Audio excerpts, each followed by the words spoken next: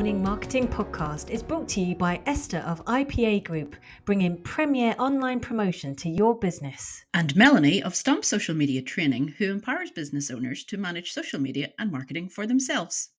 And welcome back to another episode of the Monday Morning Marketing Podcast. Today we're talking about the importance of personalisation in marketing. What do we mean by that?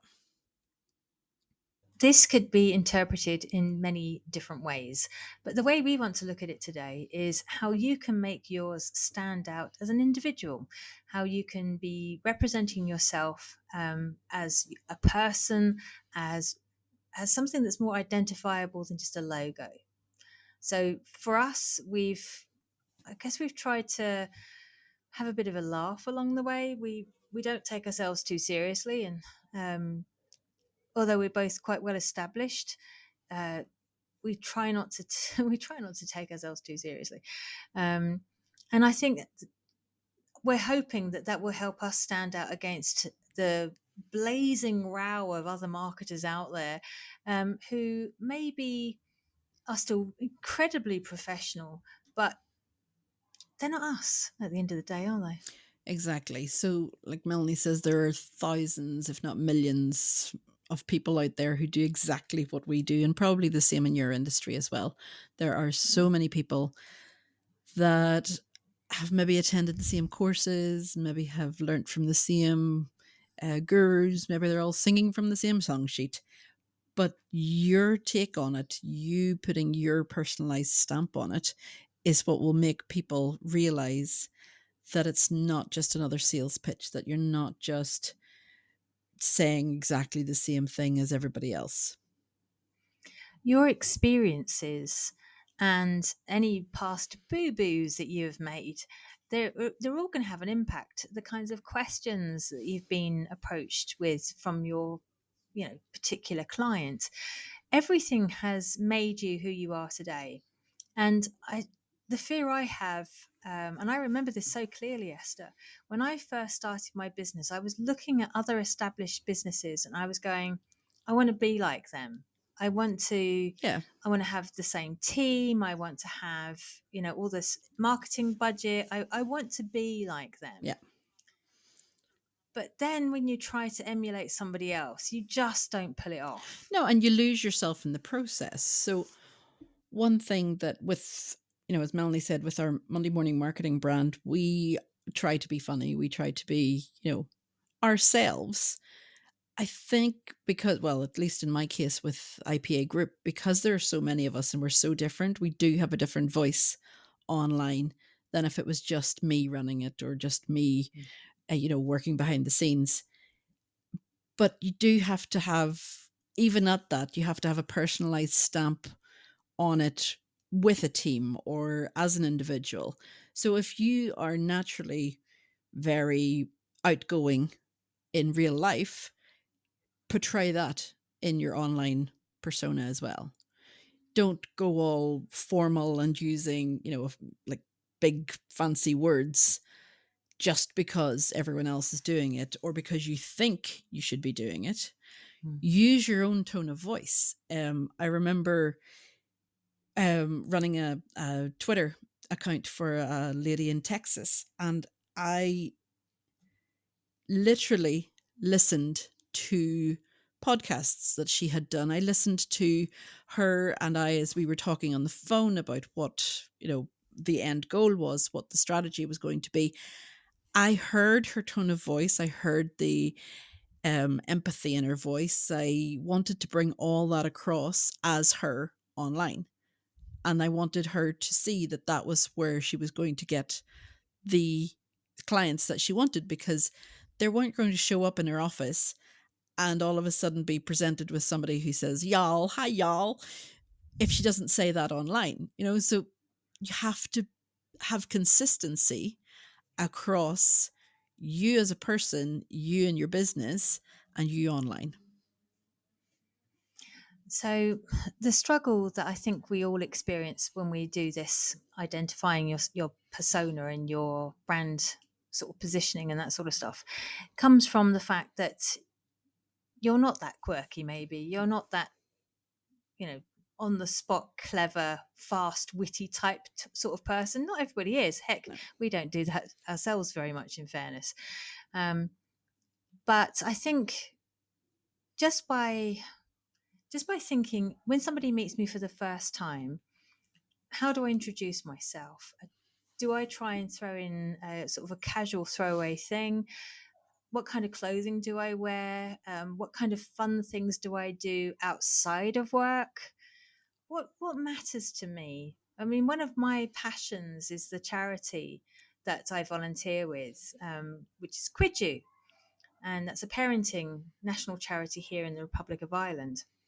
I don't rant on about it all the time, but it is something that matters to me a lot. And every now and then I will share special days, fundraising events, or just talk about it.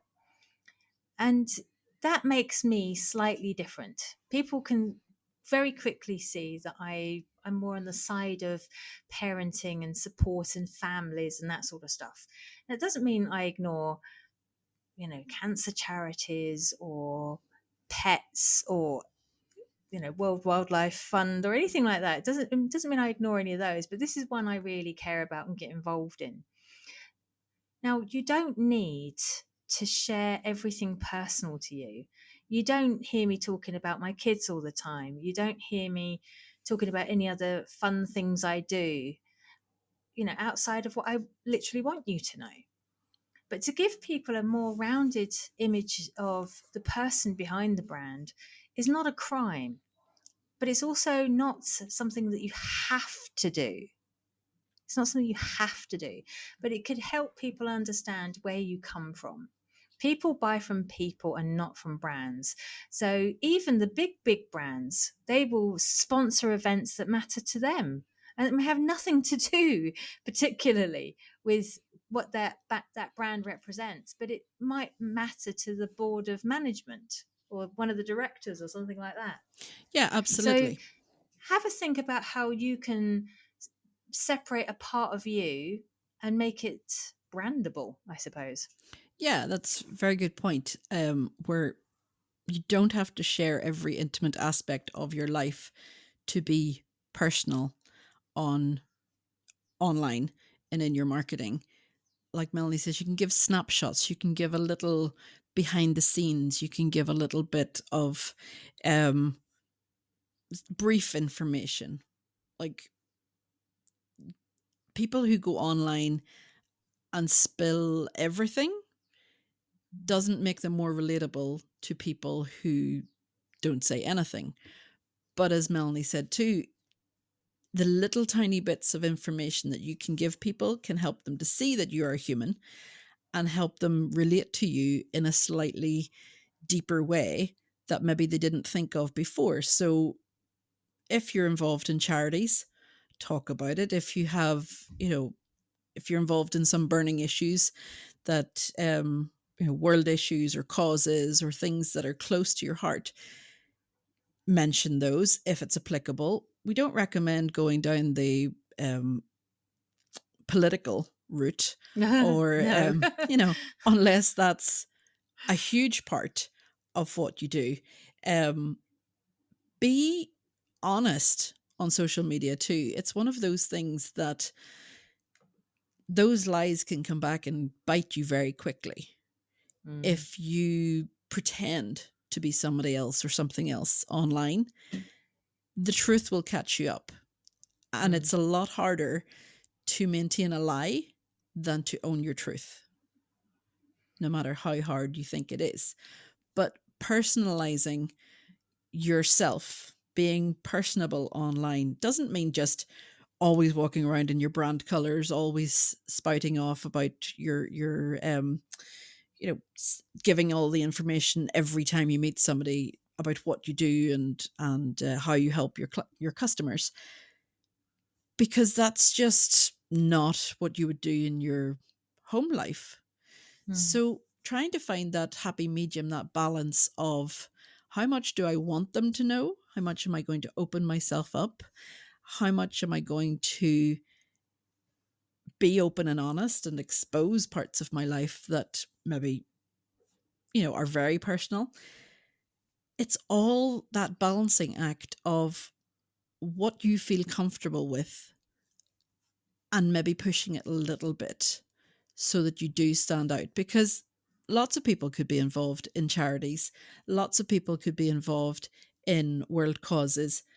What makes you different, or your cause different, or why you joined your cause different? Explain your why, and it'll make you human. I totally agree with that. And there are lots of different ways that you can make your business with its brand personalization and uniqueness.